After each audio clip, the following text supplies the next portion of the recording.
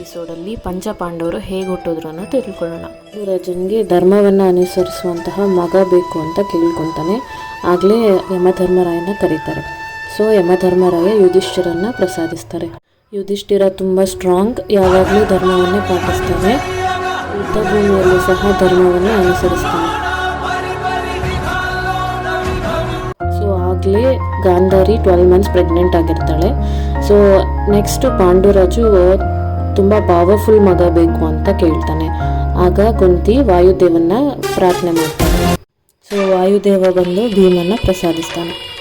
ಭೀಮನ್ಗೆ 1000 ಆನೆಗಳ ಬಲ ಇರುತ್ತೆ. ಅದೇ ದಿನ ಗಾಂಧಾರಿಗೆ ದುರ್ಯೋಧನ ಹುಡ್ತಾನೆ.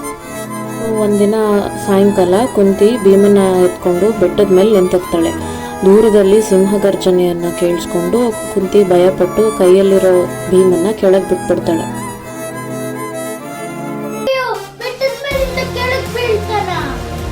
ಭಯದಿಂದ ಕುಂತಿ ಪಾಂಡುರಾಜು ಬೆಟ್ಟದ ಕೆಳಗೆ ಹೋಗಿ ನೋಡಿದ್ರೆ ಭೀಮ ನಗ್ತಾ ಆಟಾಡ್ತಾ ಇರ್ತಾನೆ.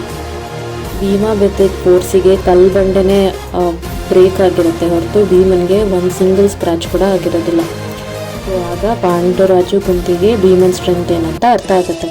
ಸೊ 1 ವರ್ಷ ಆದಮೇಲೆ ಕುಂತಿ ಇಂದ್ರನ ಪ್ರಾರ್ಥಿಸ್ತಾಳೆ. ಆಗಲೇ ಬಿಲ್ಲು ವಿದ್ಯೆಯಲ್ಲಿ ಪ್ರವೀಣನಾದ ಅರ್ಜುನ ಜನ್ಮಿಸ್ತಾನೆ.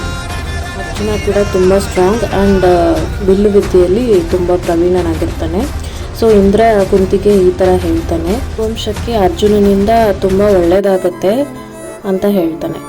ಸೊ ಇನ್ನೊಂದು ಮಗು ಬಗ್ಗೆ ಪಾಂಡುರಾಜು ಕುಂತಿನ ಕೇಳೋಷ್ಟರಲ್ಲಿ ಕುಂತಿ ಈ ಥರ ಹೇಳ್ತಾಳೆ, ನಾನು ಇನ್ನೊಂದು ಮಗುನ ಹೆರಲ್ಲ, ಈಗಾಗಲೇ 3 ದೇವತೆಗಳಿಂದ 3 ಮಕ್ಕಳನ್ನ ಪಡೆದಿದ್ದೀನಿ. ಸೊ ನಾನಿನ್ನೂ ಇದನ್ನು ಕಂಟಿನ್ಯೂ ಮಾಡಬೇಕು ಅಂತ ಅನ್ಕೊಂತಿಲ್ಲ ಅಂತ ಹೇಳ್ತಾಳೆ. ನೆಕ್ಸ್ಟ್ ಎಪಿಸೋಡಲ್ಲಿ ತಿಳ್ಕೊಳ್ಳೋಣ.